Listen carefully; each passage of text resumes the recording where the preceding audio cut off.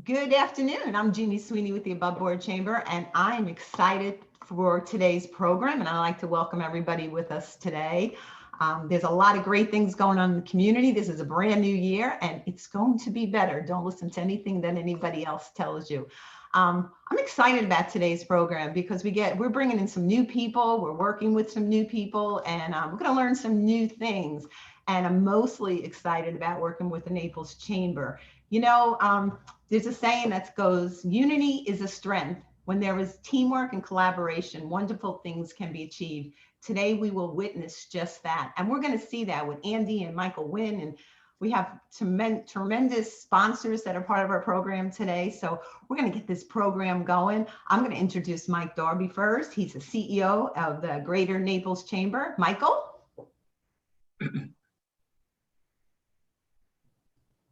Great. Thanks, Jeannie. Appreciate that. And good to be a part of this, and commend you for putting all this together.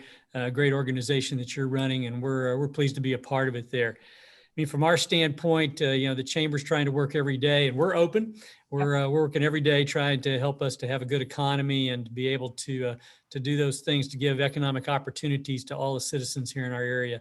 And we appreciate the opportunity to serve with people like you and Michael Wynn and many others who all come together and make us not only a good organization, but a great community. So thank you again for the opportunity to be a part of this.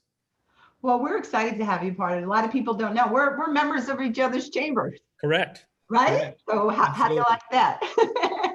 Yeah, there's a lot of overlap between your membership and our membership. So thank you. And we're gonna learn what's coming up. That's brand new. At the end of the meeting, you're gonna tell us what the Greater Naples Chamber is doing. So we're really excited to hear that something's going live. So we're gonna start the program, and I'm gonna talk about a little bit. We have sponsors coming up, and we're really excited.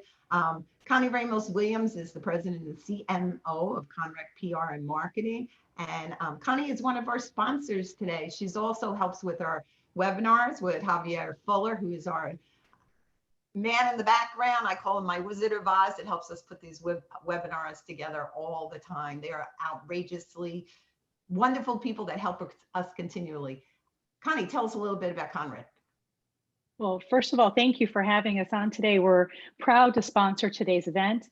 Conrec PR and Marketing, which is now going into its 14th year of business here in Southwest Florida, provides everything from graphic design to content writing, strategic branding, web development, everything a business will need to help communicate their key messaging out there to reach the level of success they need to surge above their local competition.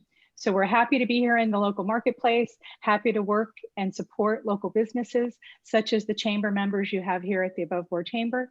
So thanks for having us here today. And if any of you are Above Board Chamber members, you all receive a 10% discount on any of our services. So just wanted to let you know that. And because Michael's here today with the Naples Chamber, if you're a member of the Naples Chamber, you will also get that 10% discount on any business. So thank you. You're welcome. Well, we love perks. Right. Thank you for having us here today. Great job. Well, I think it's my privilege to be able to introduce Carrie Ann Texter, who has a great title. She's with Conditioned Air, and we all love air conditioning, but she has the great title of Planned Maintenance Department Manager. And I think we all decided that she's the one who can turn on and off your air conditioning overall. So it's great to have her with us, and great to have them as sponsors and working very closely with both of our chambers. So thank you, Carrie Ann. Thank you. I appreciate the wonderful welcome, and it's a pleasure to be here and actually see virtually everybody in person. It's been a while. Again, I'm Carrie Ann with Conditioned Air. We've been in business since 1962, and we pretty much do everything from A to Z and beyond. So commercial, residential, we even now can officially do pool heaters. We have our own line, which is called Comfort Swim, with our own label. And we are growing by leaps and bounds. We have a brand new building. It's over 50,000 square feet in Fort Myers. And that's our hub up there.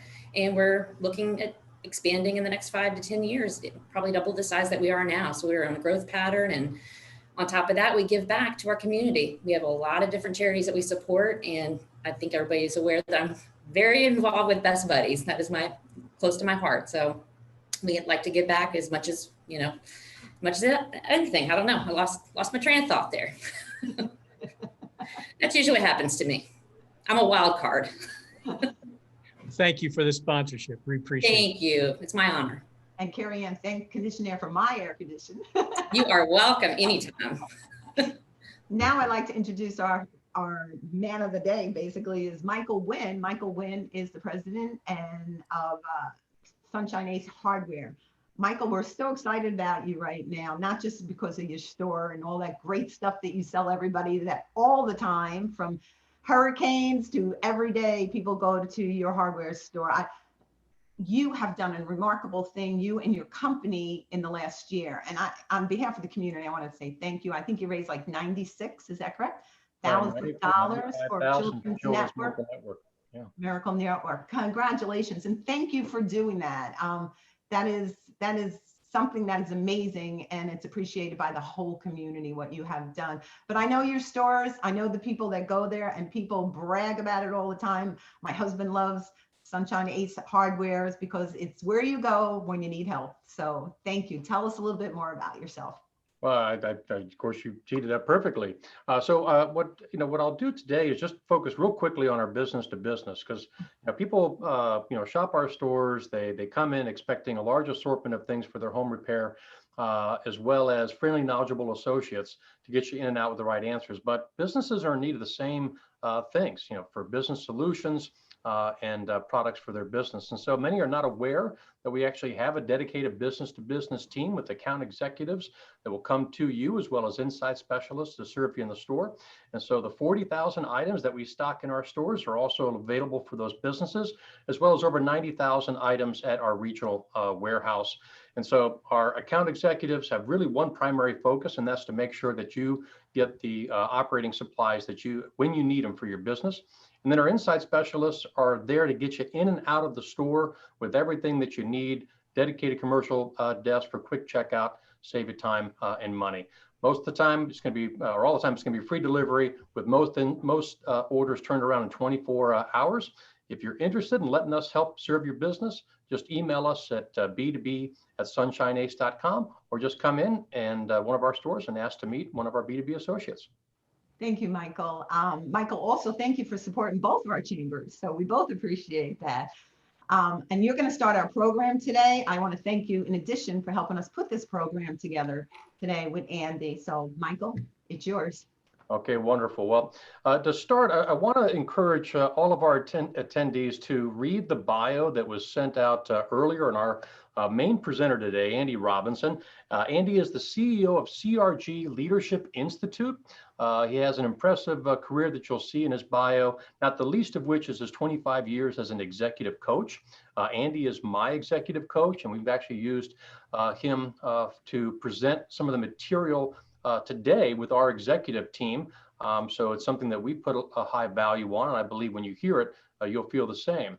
And so to get us started, just some general comments. I think all of us were excited to put 2020 behind us, not because we expected the pandemic to disappear, but just to turn a new page and hopefully take steps toward putting our lives back together in the coming months, and kind of know that the election is behind us and the vaccines being administered and so on. But 2021 didn't waste any time reminding us that our times of uncertainty are here to stay. And I'm not going to give myself any false illusions anymore that after the inauguration or after COVID is behind us, that things are going to return to normal and the worst is going to be in our rearview mirror. In fact, I think we're honest with ourselves, if we look back over the last number of years, we can see that we've been living in an increasingly volatile world, whether it's natural disasters, hurricanes for us, water quality issues, fires, political unrest. This is kind of our new normal. And so instead of us looking to 2022 or the end of a current crisis or a certain date and hoping that we're going to find greater stability, I've taken, through Andy's help, a new approach, which is we just need to develop a new operating system for ourselves, as well as the leaders in our company, to adapt and find ways to thrive in times of uncertainty. And so Andy's prepared a two-part presentation for us today. Well, the first one is titled 6 Commitments for Thriving in Uncertain Times. And the second is titled 6 Habits to Fuel Your Commitments. And so I'm going to ask that, Andy, that you present each of these, and then we're going to pause in between, and I'll ask some questions related to the material that you presented. And then at the end, please make sure that you're filling in and using the Q&A at the bottom of your screen, because we'll take some of your questions that are posed by our attendees at the end, and then any others that Michael Darby and Jeannie Sweeney may have for either one of us. So Andy, it's all yours if you want to go ahead and share your screen and start the first presentation. Okay, thank you, Michael. I appreciate the introduction. It's always a pleasure to be with you and to work with you. I appreciate this opportunity. Thank you, Jeannie, for asking me to be on here today. I'm going to take a second here and share my screen, and then we'll get going with the discussion and the presentation.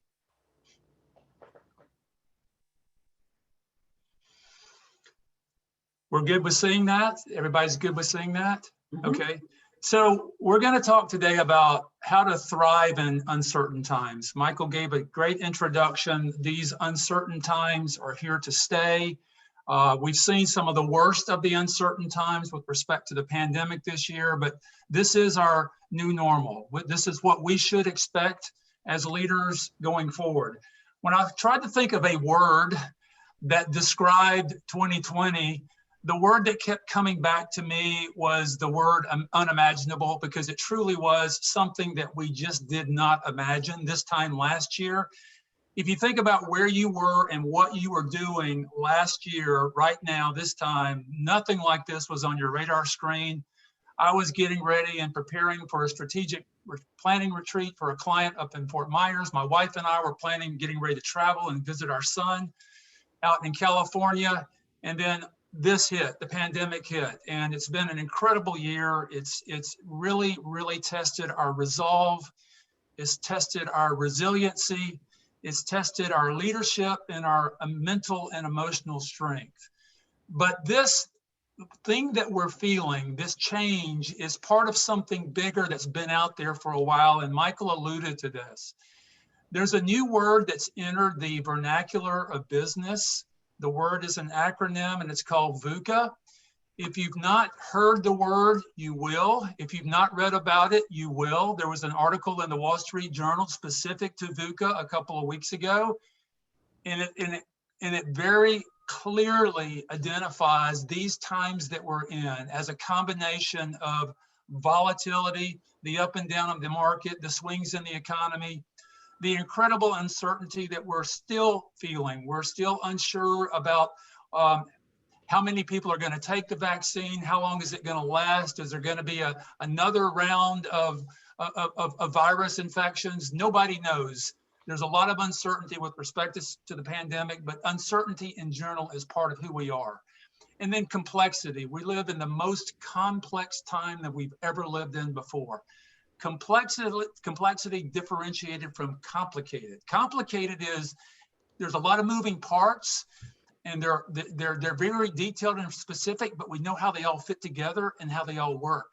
Complexity is there's a lot of parts, but we don't even know if we have all the parts together, and we're not sure how they all work and how they all work together. And this is truly a complex time that we're living in. And then ambiguity in terms of our interpretation of the data that we're seeing. There's different interpretations. We're not sure, they're not sure, nobody's clear. So volatility, uncertainty, complexity, and ambiguity are going to be here to stay. And what I want to offer out is some things that you can do, some personal commitments that you can make to thrive in these VUCA uncertain times that we're in right now. And as Michael said, that we're going to continue to be in. There's going to be disruptive technology. There's going to be new competitors that come into our market. There's going to be mergers and acquisitions. There's going to be government and law changes. Uncertainty and VUCA is going to continue to be with us. These 6 personal commitments are choices. They're choices that you can make, and you can make them today, and you can begin working with them tomorrow. They don't require a lot of effort, but they are new ways of thinking. How you think about things, how you think about the world, how you think about your business. And they represent better ways of being, the human being that we are, the leader that we are, the family member that we are, the friend that we are. And they offer some ways to thrive in this VUCA world that we're in. So I want to go through those one at a time. These are not presented in any particular order. When I put this together, I could have come up with a long list, but these were 6 commitments that really resonated with me. And as I begin working with my clients this year, are resonating with them. And the first is, do a better job of looking for and then talking about the good. Train your mind to see the good in everything. There's a lot of things that businesses have done that they've been forced to do, or they've decided to do coming out of the pandemic, which represent better ways of doing business that will likely carry them into the future. There's a lot of good things that are coming out of this. There are good things that come out of many things. And what I'm suggesting is that we talk more about those, that we celebrate those. I had the pleasure of attending the Sunshine Ace annual meeting a couple of weeks ago. And it was great to hear the achievements around the organization, the personal achievements, the store level achievements. And I'm inviting all of you to talk about those more, talk about those with your team members. I think it's a great idea in team meetings to have a bright spots agenda item right at the top of the meeting when you're talking about asking team members to bring good things to talk about so that we can share them with each other and celebrate them with each other. So do a better job of looking for and talking about the good. We can all do that, and we can all do a better job of doing that. The second one, which is a big one for me, particularly in this last 8 or 9 months, it's always been part of what I've thought about, but being more intentional about what you consume. Consumption from the standpoint of what you read, what you watch, who you decide to hang around with, what you decide to listen to. It is the food you eat. There is that consumption too, but the bigger part is what you decide and let into your mind, what you want to be thinking about, and be more deliberate about what you don't want to read and what you don't want to watch, so that you're focused on the things that you absolutely need to see. I've got a personal commitment that I made about 8 years ago. And my commitment was to turn off broadcast TV news in the house.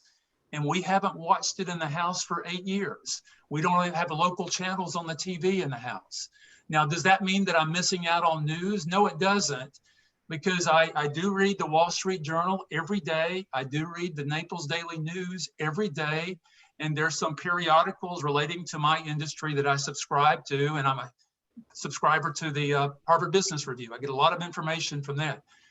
But I don't let myself get down into the rabbit hole of the news. I've got a 30-minute limit on the news that I read every day. And I read it on my phone or my iPad, and it turns it off after 30 minutes. Does it mean I can't turn it back on? No.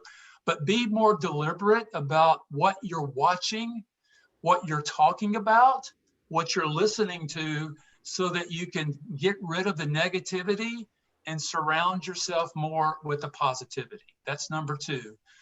Number 3, which I think is more important now than it's ever been before, which is connecting with others meaningfully. There's a great quote there by Brene Brown. If you don't know Brene, I invite you to Google her. She's got a couple of wonderful TED Talks on vulnerability and how to connect in a more meaningful way with others. But what I mean here is connecting more meaningfully with your team, connecting more meaningfully with your family, and connecting more meaningfully with your friends. We're social beings. People need us now more than they've ever needed us before. Even if those are quick conversations, 2 minutes here, 3 minutes here, where you're reaching out just to check in with your team members. How are things going? We live in a social distanced world. Not everybody's back in the office. There are people that are feeling isolated because they aren't in the office. Figure out ways, if you're the leader, of how you get those conversations part of the equation of the week so that you can stay in contact with your team members. We have a bi-weekly Zoom family call now that we've never had before. Our son calls us more than 4 or 5 times a week, which is more than we've ever heard from him before. But look for ways to do that as we go into 2021. That will definitely set you up to thrive for this now and going forward. Seek and embrace better ways of doing things. This is a quote that's been around forever. It's not the strongest or the most intelligent who survive, but those that can best manage change. The pandemic has called upon us to change. Businesses are doing things differently. Businesses are doing things better. What I'm inviting you to do in this VUCA world is to seek out better ways of doing things and embrace newer and better ways of doing things. Let your team members experiment with different ways of doing things. Think innovation, think creativity. What can we do better now than we've done before, and bring those into the equation. Empower your team to generate ideas. Think about what that means for you personally as it relates to doing things in a better way, as well as your business. So embrace and look for better ways of doing things.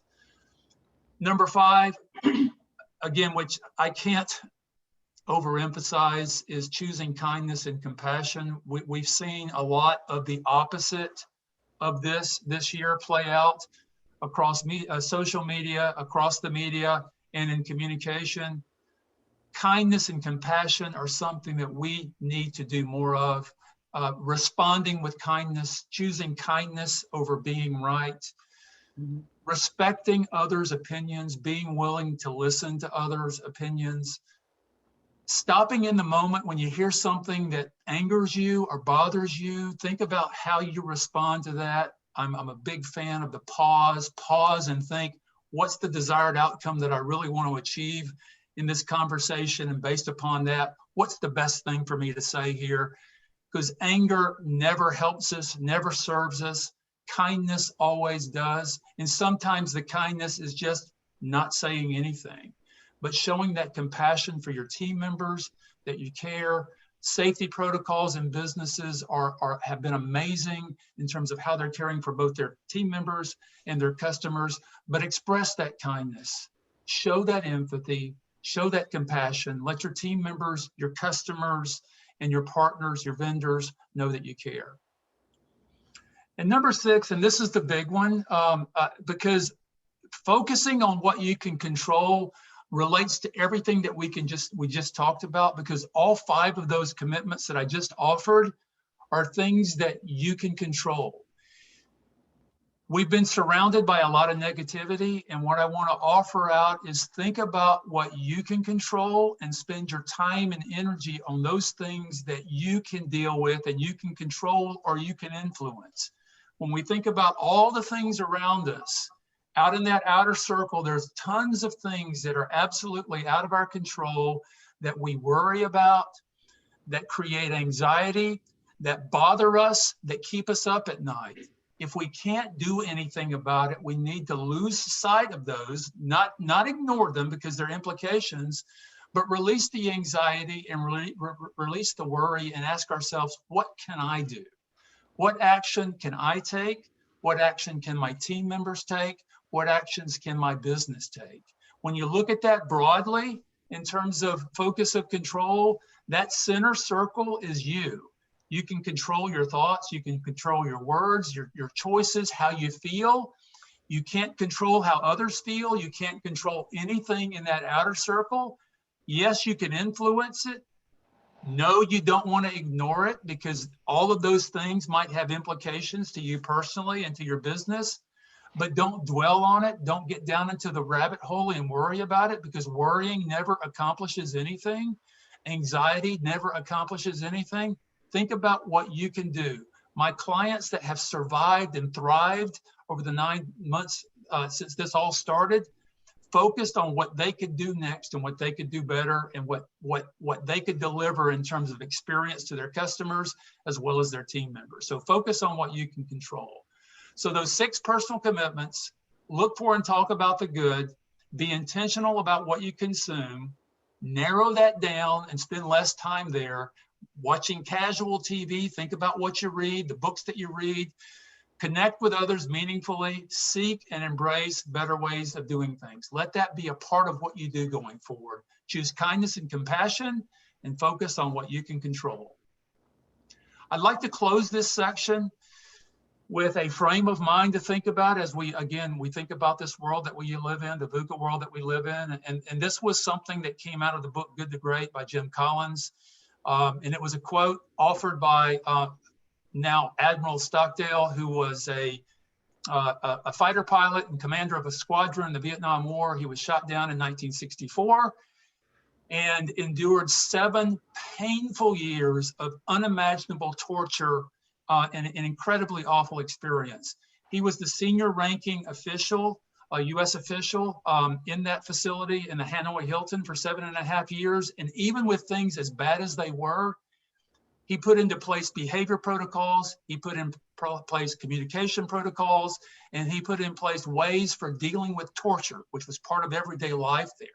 He stepped up as a leader.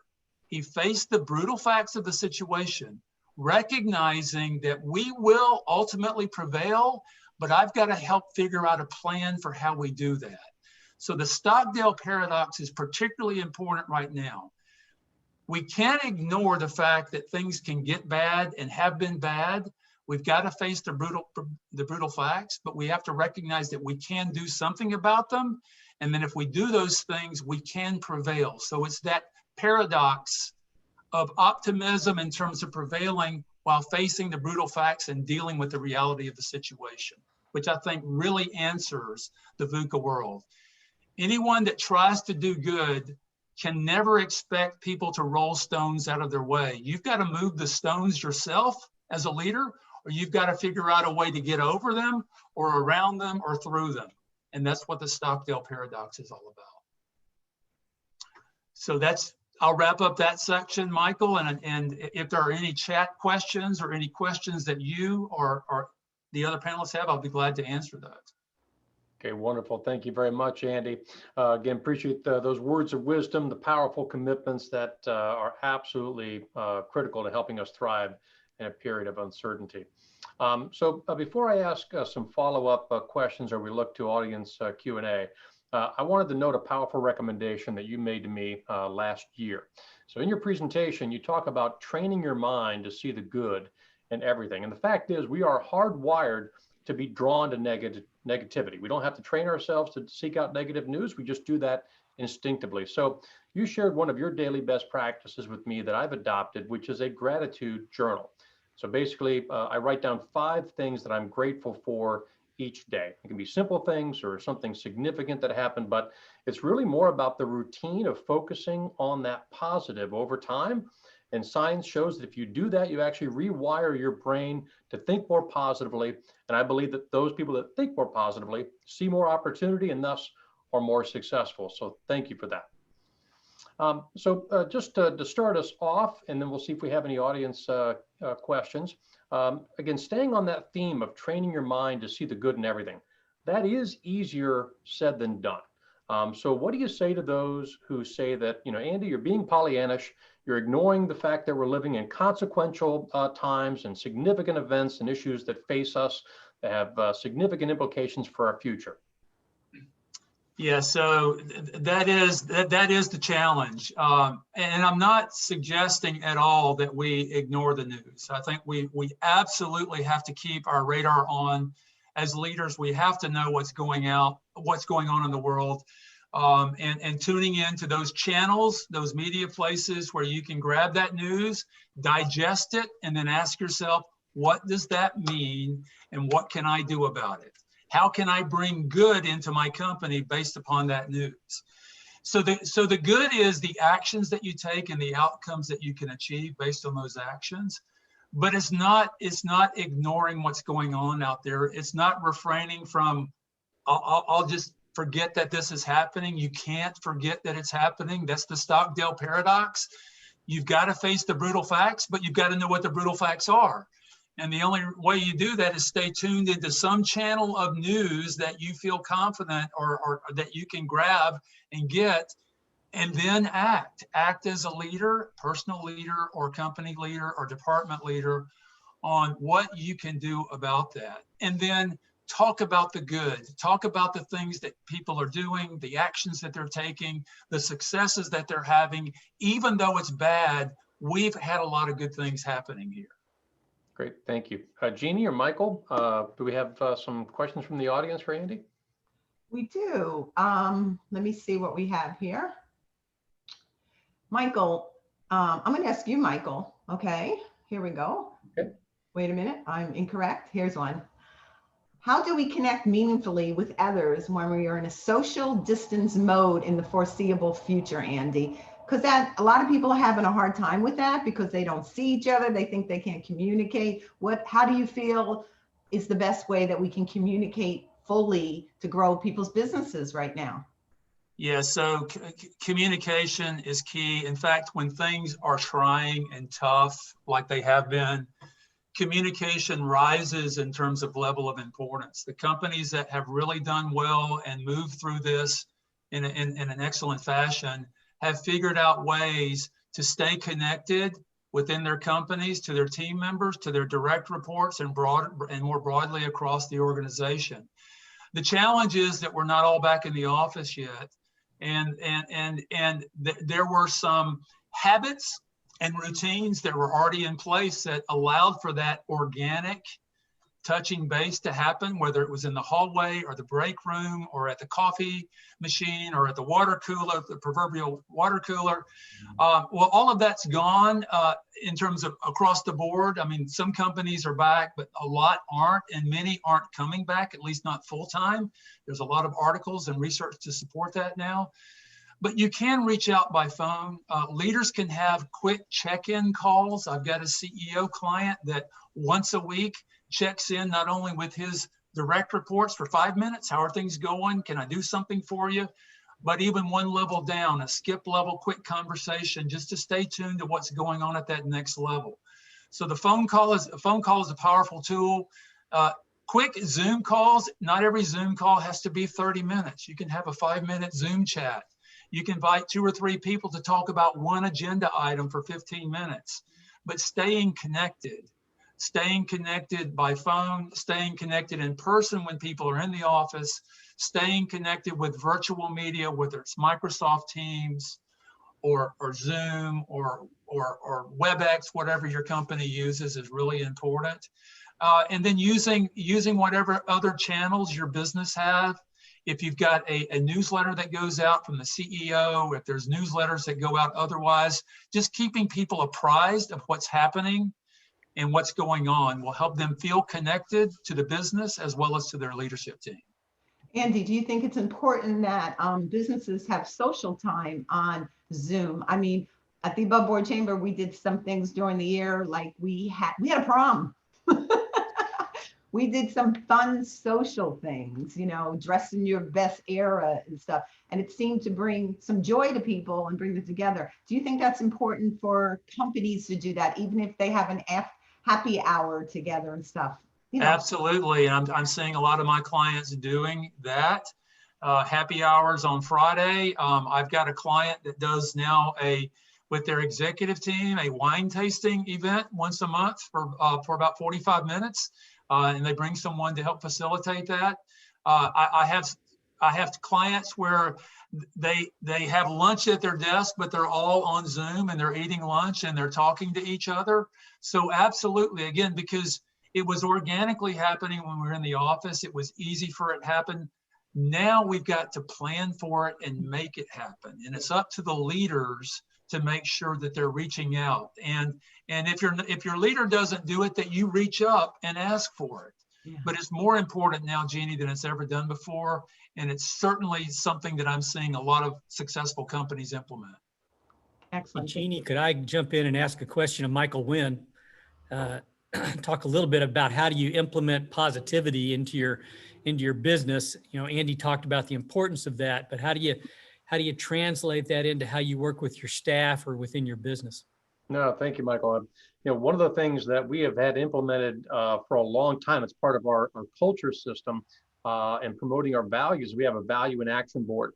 And so we just have little cards that represent each of our 10 core values. And we ask both supervisors and associates to recognize each other for, you know, going above and beyond and living our core values. And, you know, those boards are filled up every month. And we've had that probably in place for 8 or 9 years. So that's something that while we've had it in place, it is absolutely very appropriate and perfect in this sense here. The other thing too is that when we had some team challenges, one of the suggestions that the consultant gave to us is to celebrate team successes at the beginning of each of our team meetings. And so we actually now, for the last couple of years, have a permanent agenda item to celebrate team successes at the beginning of that. And again, that brings positivity, brings recognition. It's been very, very helpful. And then just again, a tried and true method is we share great customer experiences, recognizing other team members as part of our daily huddles.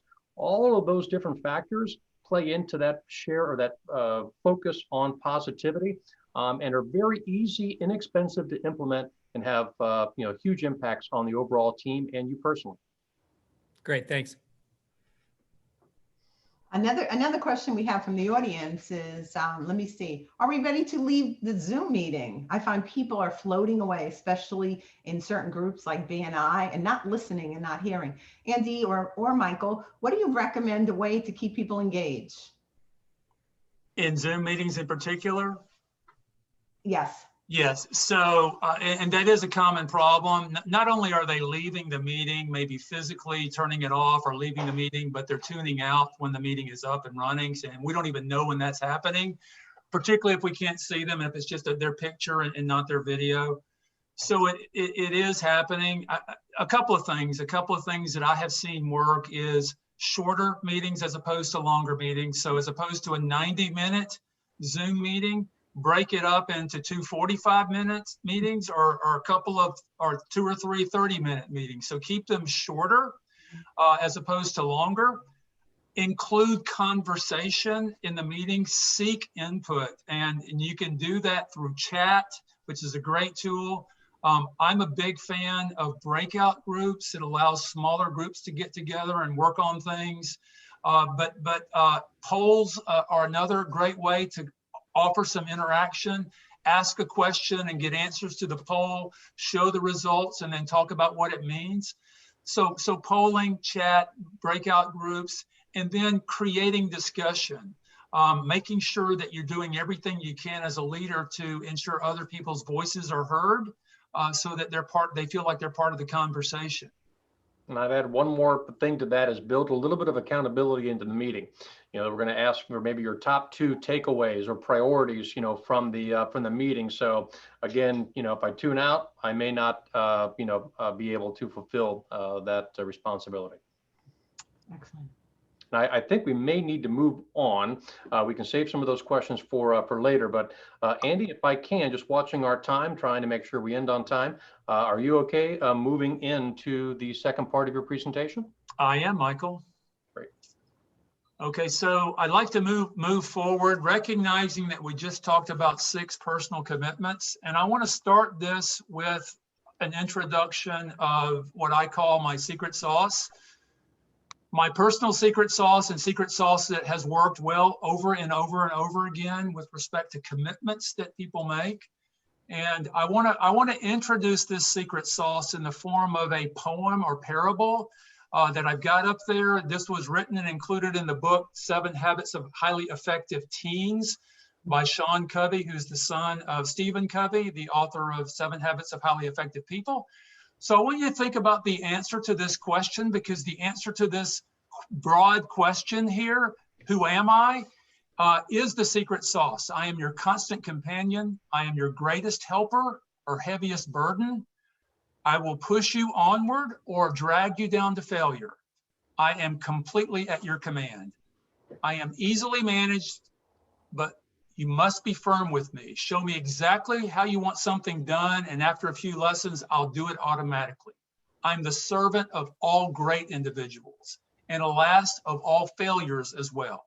Those who are great, I have made great. Those who are failures, I have made failures. I'm not a machine, though I work with the precision of a machine and the intelligence of a human. You may run me for profit or run me for ruin. It makes no difference to me. Take me, train me, be firm with me, and I'll place the world at your feet. Be easy with me, and I'll destroy you. This is my secret sauce. Who am I? And I'd like you to drop an answer in the chat if you think you know who I am. Who is this? What is this secret sauce? I'm gonna give about 20 seconds and then move on. Okay.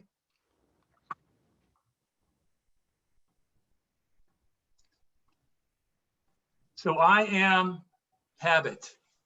Habit is all of those things. I want to talk to you today about 6 habits that will fuel the personal commitments that we just talked about, the 6 personal commitments. And as it relates to habits, that secret sauce that you can sprinkle over anything that drives success and creates opportunity for you to get better and better and better. A wonderful quote by Octavia Butler, a New York Times bestseller fiction author. Habit will sustain you whether you are inspired or not. And that key word is inspired, because once something becomes a habit, you don't need inspiration. You've already made the decision to do it 3 months ago. Now I'm doing it every day. When it comes time to do it, whenever that trigger is, I just do it. I don't need to be inspired. It just runs. So habit will sustain you without that inspiration, but we want to make sure that our habits are the right habits. And the second one is your habits will determine your future without question. The person that you are now and the person that you will become are a function of your day-to-day habits, those things that you do automatically every morning, every afternoon, every evening represent the person that you are. And you can change your habits, but whatever they are, they're going to determine your identity in terms of who you are. And that was Jack Canfield from the Chicken Soup for the Soul books. So I want to go through a set of habits to fuel your commitments. And I pulled out 6 that I think are really important habits to bring into the equation of who you are as a leader, as a manager, as a team member, as a family member, and as a friend.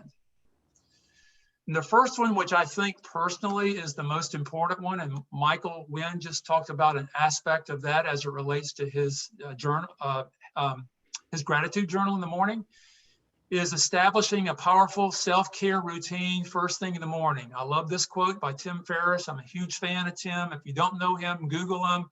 He's got the most widely listened to podcast in the world. If you can win the morning, you can win the day. Think about what are those things that can fuel your energy and set you up to have a calm, clear-headed day. I've got a routine in the morning that I've been following now for over 20 years, 23 years, and I have added things to it over the years. It's about an hour, and it includes meditation.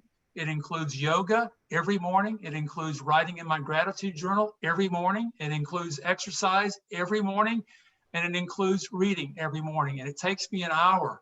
I do it wherever I am, home, visiting, vacation, visiting my family, visiting my parents. It's part of who I am, and it sets me up to be calm and ready, to be creative and bring my brain and energy and emotion into my meetings with clients as the day progresses.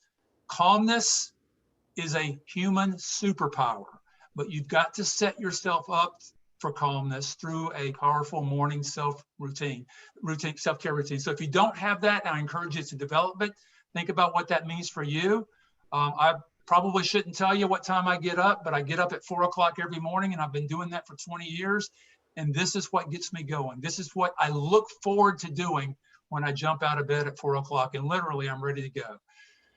Number 2 habit, again, not number 2 because it's the second most important, it's equally important, and that's doing a better job of saying no. And by saying no, you're saying yes. So what do I mean by that? I love this quote by Steve Jobs. We all have this tendency to people please and say yes to things that we probably shouldn't say yes to, whether that's, can you help me with this? Can you talk right now? Can you join this organization? We'd love to have you as a committee member or a board member. Can you talk for a few minutes and you're in the middle of something? We tend to say yes because we like to please people, but we have to recognize when we do say yes to whatever that is, we're saying no to what we're working on now. And there's always a person connected to that no. So we are saying no to somebody when we say yes to somebody else and vice versa. So what I'm suggesting is that you think about the things that you truly need to say yes to and eliminate all the no's.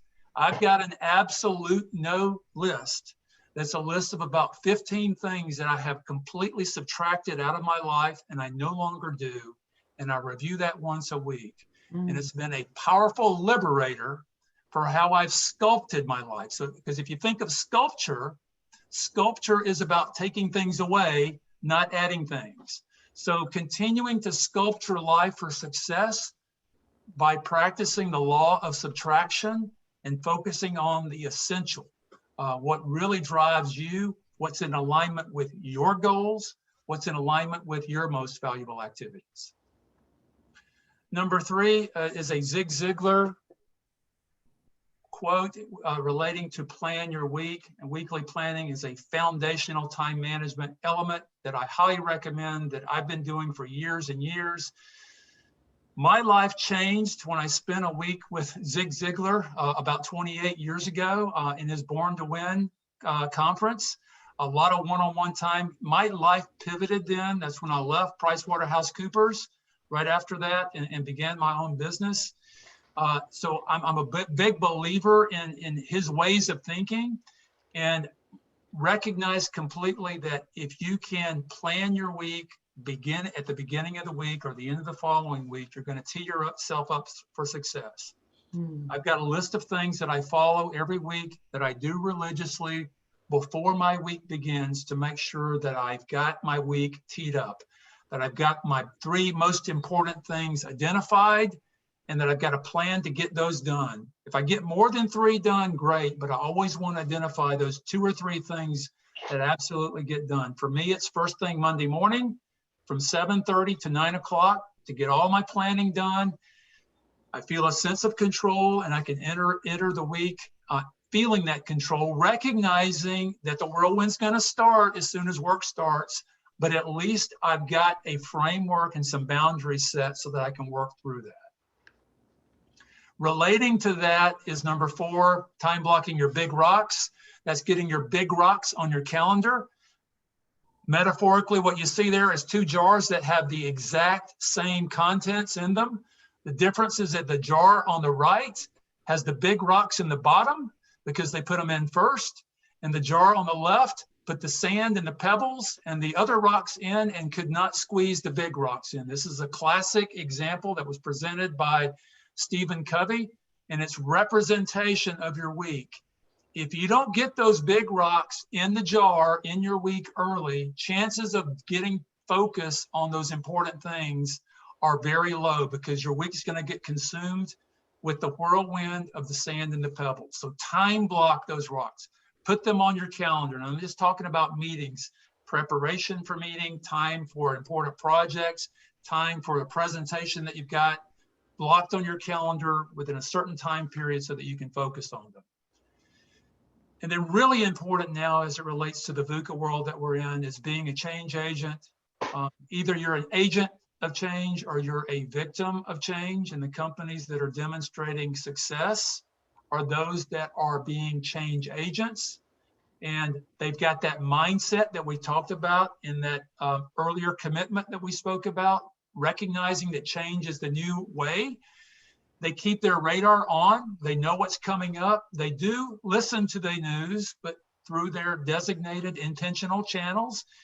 And then they plan. So change agent is looking for the good, recognizing that change is going to happen, keeping your radar on so that you can scan the horizon, and then planning ahead for those things that you see that have implications on your business that you need to deal with, can block time for, or schedule meetings to discuss and deal with. So being a change agent. And then finally, if you're a leader, and I think all of us are leaders in some respect, whether we're leading ourselves, a team, a department, or a company, is a leader is the one who knows the way, goes the way, and shows the way. So I'm suggesting as a habit that you role model not just these habits today, but the personal commitments that we talked about in the earlier presentation. I love the law of the picture quote there from John Maxwell. When times are tough, uncertainty is high, chaos threatens to overwhelm everyone. We have definitely felt that this year. Followers need a clear picture from their leaders. You're that living picture. Be that living picture that they see that produces energy, passion, and motivation. Live those commitments. Bring those habits into the equation. Be that role model so that you can empower your people by being that living picture of all of those things. So real quickly, a powerful morning self-care routine, critically important, saying no, focusing on the essential, planning your week, which I think is a cornerstone time management habit, getting the blocks on your calendar, the big rocks on your calendar blocked out, being that change agent, whether you're a leader or a team member, and then role modeling these habits and commitments are 6 habits that will definitely fuel the personal commitments that we spoke about earlier today. Do we want to answer questions before I share resources? We certainly can, Andy. Let's do this again. We'll pause there for a moment, and we'll close with the resources. But again, thank you again for sharing these powerful habits. I know you've presented a lot of these powerful habits to our leadership team, and they're having significant benefits as we implement them. But the challenge, I think, is that some people that may be joining us now or watching this video later, they're going to see some of these habits, and they're going to see them as just kind of common knowledge and dismiss them. I think all of us make the mistake at one time or another of looking for complex answers to our biggest challenges, when sometimes it's the simple common sense approaches that provide the answers. We just fail to consistently apply them. So for example, your recommendation of the weekly planning tool. Most of us plan our week. However, you've helped our team understand how to really turn that into a structured process using a simple but highly effective weekly planning tool. I think we're going to share out later as part of the resources. And it really prevents, if it's used properly, prevents any balls from being dropped, helps you prioritize and structure your time to be more effective. And it allows, because of that structure, it allows us from being distracted by all the noise and uncertainty around us. So I would highly recommend to any of the participants to look up that tool and dedicate a specific time each week that they religiously practice that planning time, that weekly planning process. Michael, there's a question here that Sure. needs to be answered. I know we're running late, but I think it's important. Somebody had written, my team has done a great job staying in touch with existing clients during the pandemic. Our challenge is establishing a personal connection with prospective clients that we can't meet face to face. Any suggestions on how we can build a rapport with them? Your team does that through your learning from Andy. Would you tell us how you put that in to introspect, how you get that going for your team? How does your team work with people that they can't see and they can build that without the face-to-face? Sure. So again, I'll try to be brief, being sensitive to our time, but Yeah. Dale Carnegie taught us about the power of using someone's name. But I think the clue is kind of in that, and that is the more personal you can make the interaction, even if it's over the phone, even if it's over Zoom, you're still showing them as a priority and you're building that relationship. The other thing too is active listening. You can pick up a lot of clues if you truly are listening to the things that they're telling you and telling you what's important to them, and then making notes of those so that you can't forget and that you're very specific about the action that follows. Mm-hmm. So I'll just use an example that came up recently, and we do have a negative customer experience every now and then, fortunately not many, but in talking to that customer, I learned that their son was having a birthday. Then I ended up finding out that their son's name. When they came in the store to be able to, have their situation, remedied, there was a gift basket waiting there with their addressed to his son.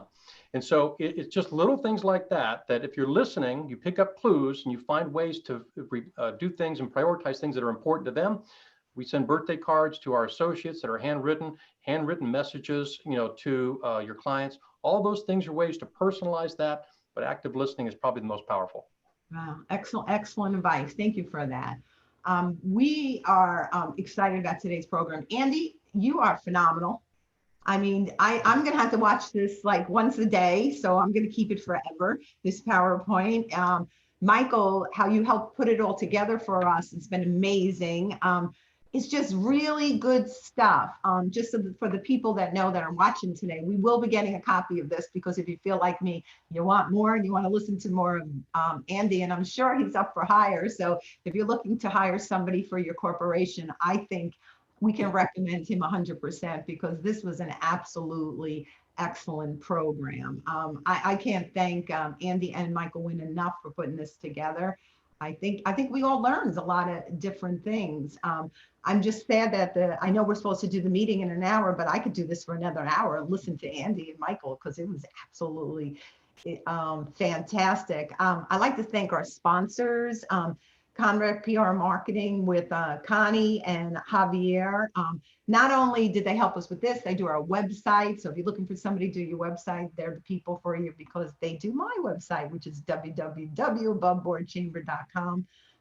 We also have some great meetings coming up. Our next meeting is February 25th, Best Practice for Virtual Presentation and Branding in the Zoom World. The next one after that will be, let me see, did I do this wrong? February 11th is the first one, how to budget for your social media platform, which ones are most important. There are so many platforms.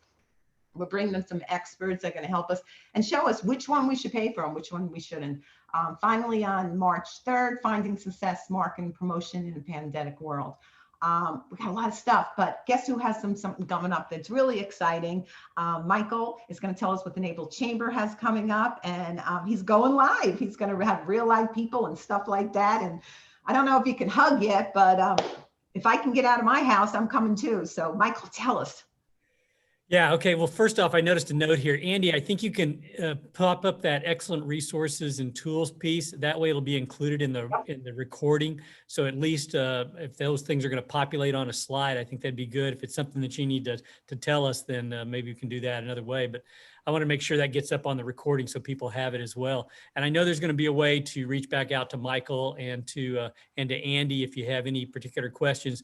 I noticed one question was about what's on Andy's absolutely no list, which I thought was a great one as well.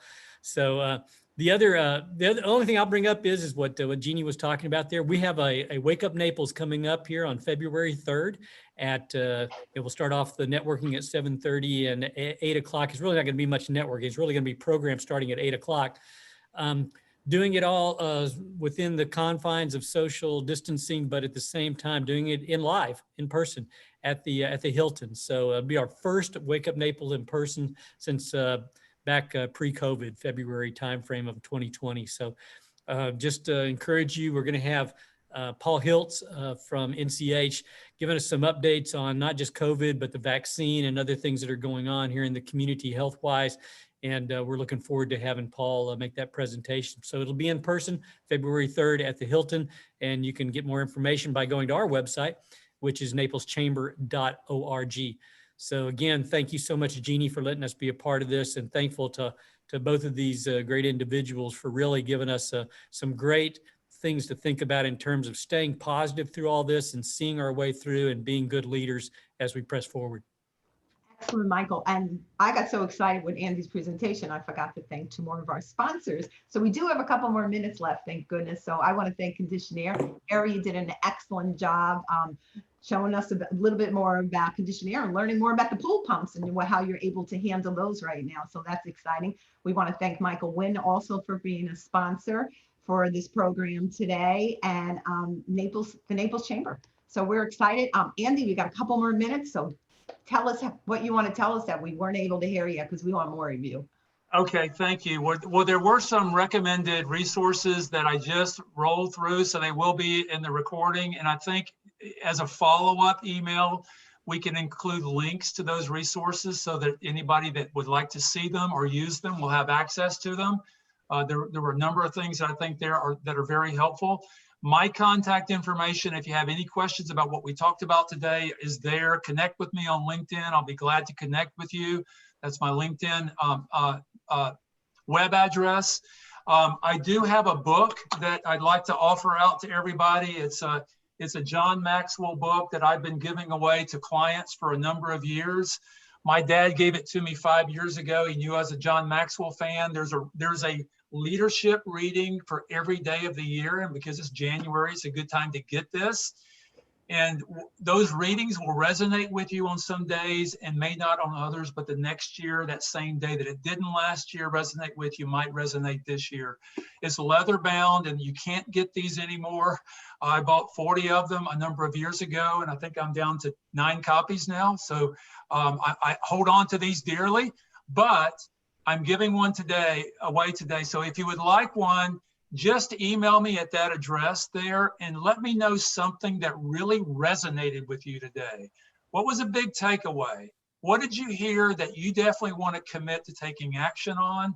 And then I'll receive those and I'll randomly choose one of those. And if you'll let me know your mailing address, make sure that I get this out to you. So thank you for allowing me to be here today. These personal commitments are choices. You can leave today and begin committing on those today. Habits are going to take time. Pick one, move with one. Don't try to do them all at once, but choose those commitments and start living those today and thrive in this world that we live in, because it's not changing from a Vuca standpoint. Thank So you, thank you again. Andy. On behalf of the Above Board Chamber and the Greater Naples Chamber, I just want to thank everyone for joining us today. And how we usually end our meetings at our chamber is we say, when God brings us into the world, he gives us gifts, but they don't become gifts until we give them away. So I want to thank each one of you today for giving away your gifts. God bless. Let's make 2021 the best year yet. With Andy in front of us, I think we're ready. Thank you, everyone. God bless. Thank you all. Great. Thank you. Thank you.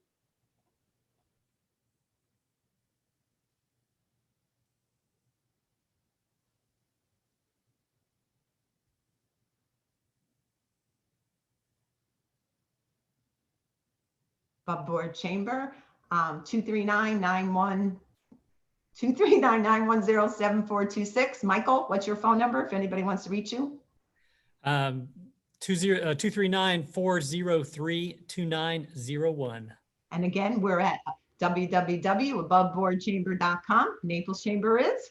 www.napleschamber.org. Have a great day, everyone. It was great listening to our group today and having you join us. God bless. Bye.